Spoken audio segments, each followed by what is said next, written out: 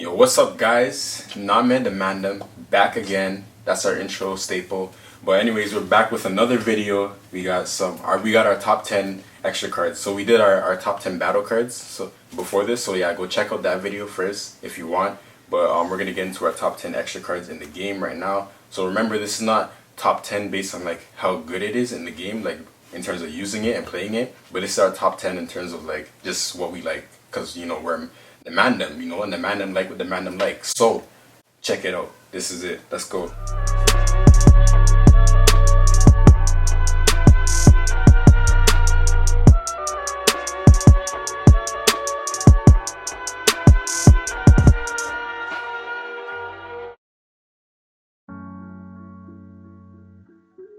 So my number one is Planet M2. Your number 10?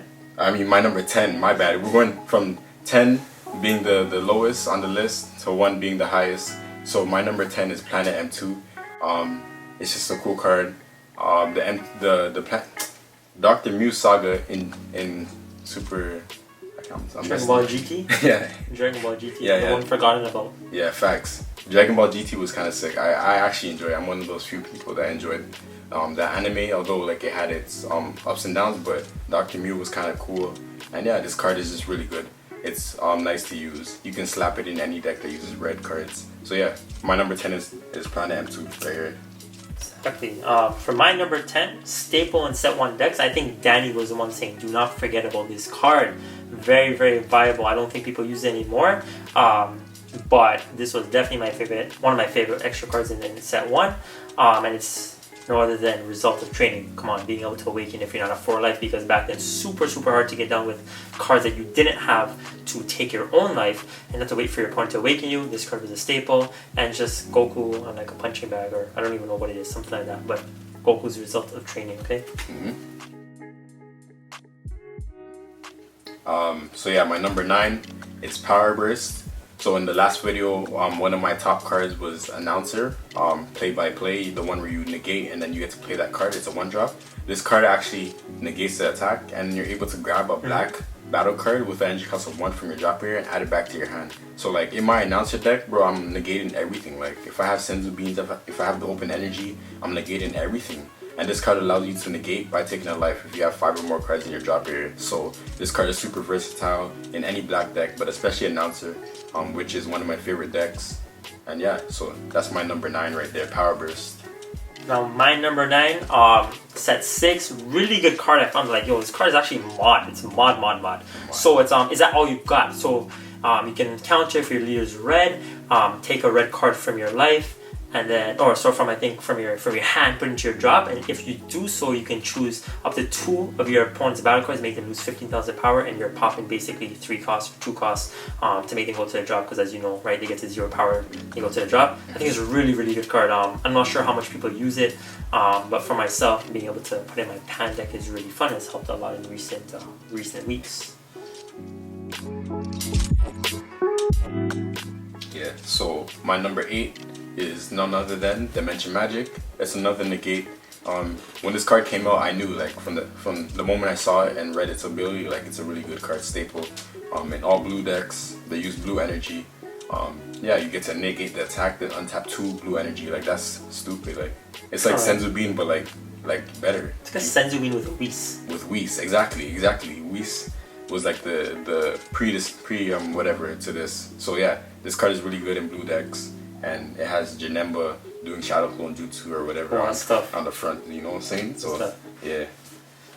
So what was it? Yeah, number 8. So for my number 8, like we just said, it's a better version of it, Jamal's Dimension Magic, but mine is Whis' Coercion. So set 1, this was a staple. You had to have it in all blue decks, or any blue decks that were mixed with blue, being able to take a card from your life. It's basically playing it for free. It's not really free, but if you had another energy, you have to use energy to play it, and you get to untap it at no cost.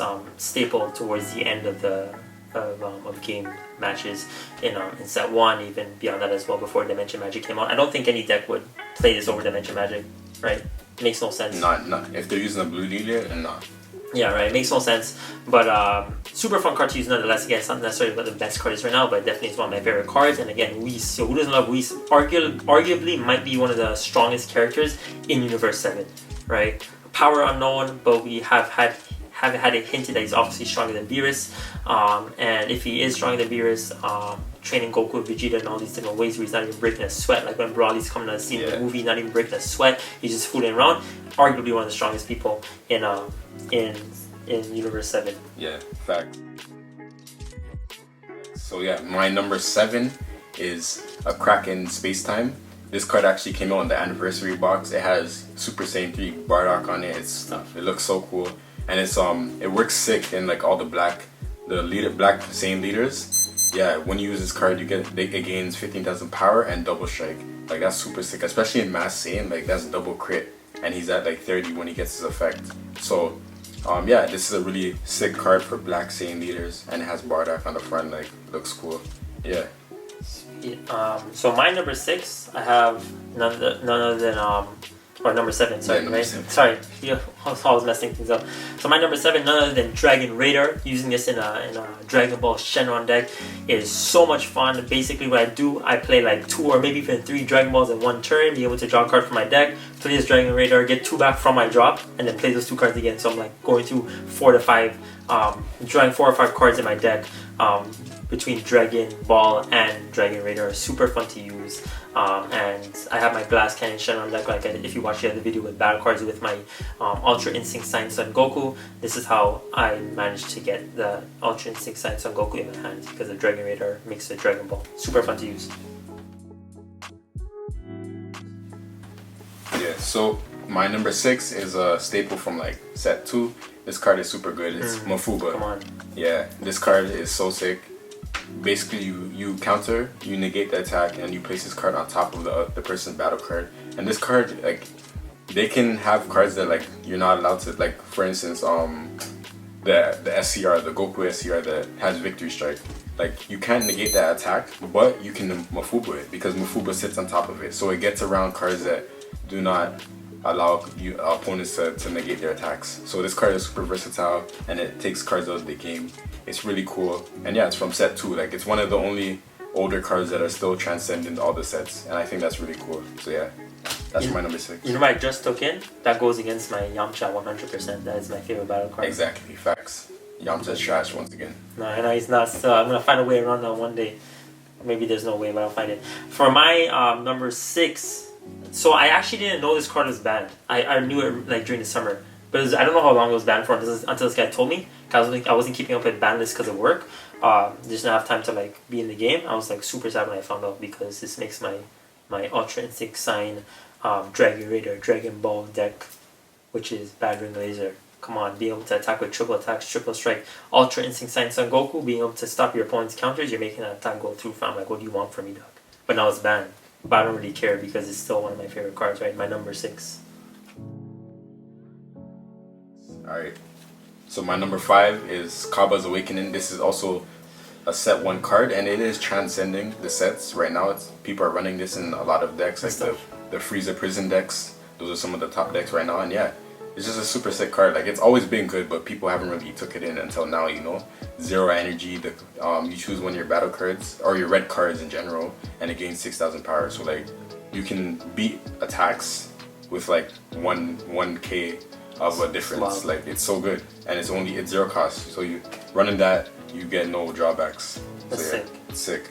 So we're going to our top 5, like Jamal said.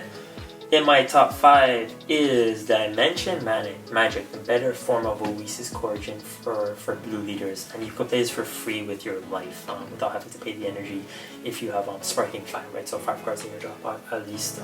Being able to untap 2 energy, it's like a Senzu Bean and Whis mixed together, like we said.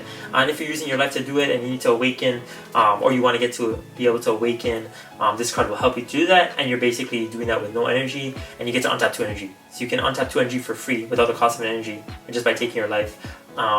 And yeah, super amazing, super good. That's basically Mecha Frieza using Senzu Bean for free. Basically the same thing. You take a life, untap 2 energy, but you can That's negate. fact, that's fact. It's a really good card, valuable. My number 4 is Vow Revenge. This is a staple in like any Machine Meeting deck because it's, once again, it's 0 cost, so like there's no drawbacks for having it in your deck. Activate main if your leader is a red machine mutant, you can choose one of your opponent's battle cards and it loses 15,000 power. To do that for 0 cost, like you can literally KO like 3 different cards, 4 different cards in one turn for no energy. This card is just really sick, and it has a Vegeta baby in grade 8 form. Like that's sick. Like look at it, bro. It's shiny and things. Golden grade 8. It's tough. It's a really good card. All right, so my number 4. Bring it back to my Dragon Ball deck, my Dragon Ball Shenron deck, right? And I guess 3 of my cards from that deck are in this top 10. Is none other than Dragon Ball. Combine that with the Dragon Radar, you're going through your deck really quick to get what you need, and it's just really fun to use, even if it's not super viable. I just love playing the Dragon Ball, being able to draw a card from my deck. Another Dragon Ball, being able to draw on and so on and so on. You can have 7 in your deck, obviously, and then when you summon all 7 Dragon Balls that you fill at once, you win the game like Exodia. No, it's not like that, but Shenron does come out, right? If you say the incantation in the Namekian, Shenron comes out and bursts through your living room roof, and then you can make any wish that you want. Yeah. So my number 3 is Frieza Army Healing Pod.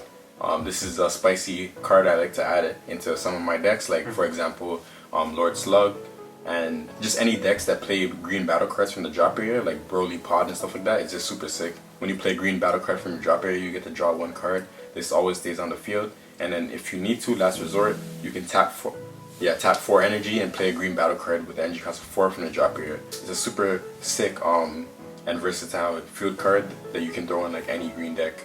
And yeah, I really like the idea of playing cards from your drop area and drawing. That's a really cool concept to me. So yeah, that's my number 3. So my number 3, come on, objection. I object any comments you have towards this card, right? I think some people still run this, I've seen it before too, but set 1, again, I'm bringing back a lot to set 1 because we had like the very core beginning of the game with all these different effects that we see now that was like, after set 1. Be able to choose a card from your hand, add to your energy to get the ahead on your opponent was really good. I was able to, if you guys watch our video with top 10 battle cards, I had Beerus in there, General Demolition. This card was really good. Using it early on in the game to get that card later on. So being able to set up for the future was really fun. Yeah, Shenjita is a top deck right now. Our boy Shad actually just won the Canadian Nationals at Niagara using that deck, and that deck runs objection, so you're ramping up. That's still a relevant card that transcended the sets, so it's really sick. Yeah. My number 2 is none other than the card. Like, this card is so sick, bro. This is one of the best cards in the game. Flying Nimbus. Like, being able to negate the attack and then stop your opponent's like barrage and assault. Like, going back to like when Mecha Frieza and all these different decks were super popping and they were just attacking like 200 times in one game. Like, turn 2 you're losing the game.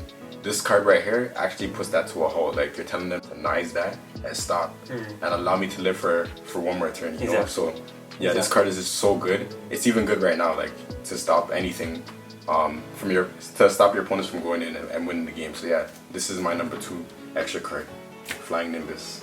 So my number 2 extra card, I think Jamal had it as his number 10, is Planet M2, run this in my pan deck. I actually want to run 1 of this in my pan deck because I don't think it makes or breaks the deck, but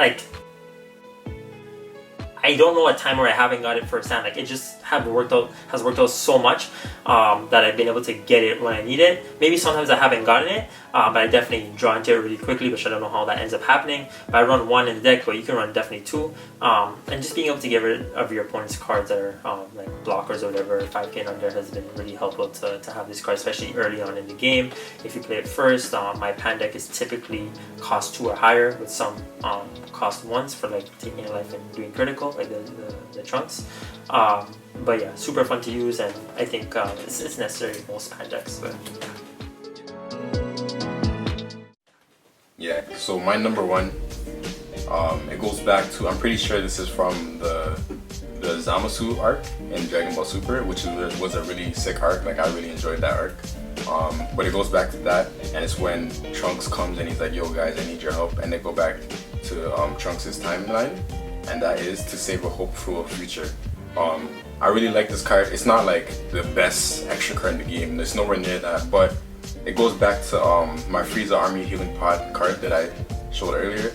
Just the idea of playing cards from the drop area is so cool to me, and like, you get to choose a green card that is a 5 or less from your drop area. So if you guys checked the last video, I put Super Saiyan Gold tanks in my top 10 battle cards, and that's a green 5-drop card. So like when this card first came out, I was like, oh shoot, connect the dots.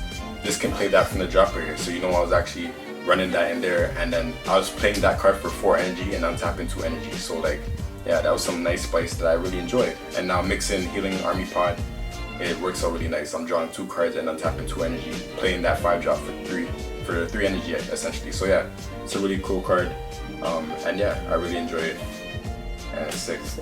That's my number 1. You actually got some wins on me with that combo, the pod and the savable for feature. But anyways, last but not least, my number 1 would be, come on, Senzuke. A lot of these cards represent 1, but I think this one people still use.